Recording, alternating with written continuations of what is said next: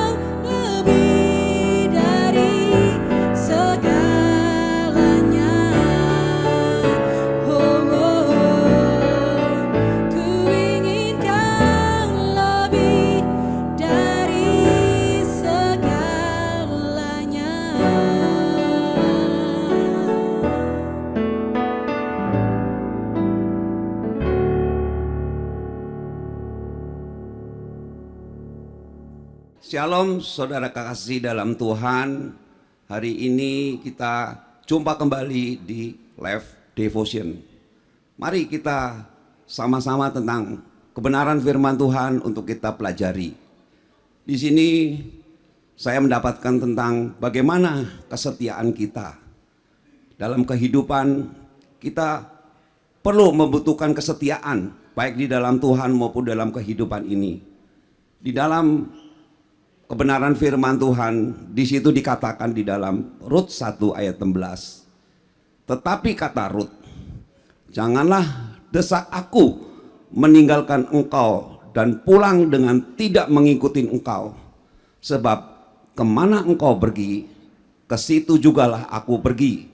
Dan di mana engkau bermalam, di situ jugalah aku bermalam. Bangsamulah bangsaku, dan Allahmulah Allahku. Kesetiaan Rut mengikuti Naomi pulang ke Bethlehem. Saudara kasih dalam Tuhan, di sini pekerjaan apa yang dilakukan oleh Rut ketika dia berada bersama Naomi? Rut memungut jelai yang jatuh di belakang penyabit-penyabit. Ini adalah suatu pekerjaan yang rendah. Saudara kasih, Rut mau merendahkan hati untuk bekerja melakukan pemungkutan jelai yang jatuh daripada penyabit-penyabit. Tapi Rut tidak sombong, tidak gengsi. Saudara, dia mau melakukan. Justru disinilah celah di mana ia dapat masuk ke dalam rencana Tuhan. Banyak orang menolak pekerjaan dengan upah yang tidak sesuai dengan titel yang disandangnya, atau menolak dengan membuka usaha-usaha kecil, hal-hal yang kecil. Dia inginnya hal-hal yang besar, padahal di situ siapa tahu itu adalah awal daripada rencana Tuhan.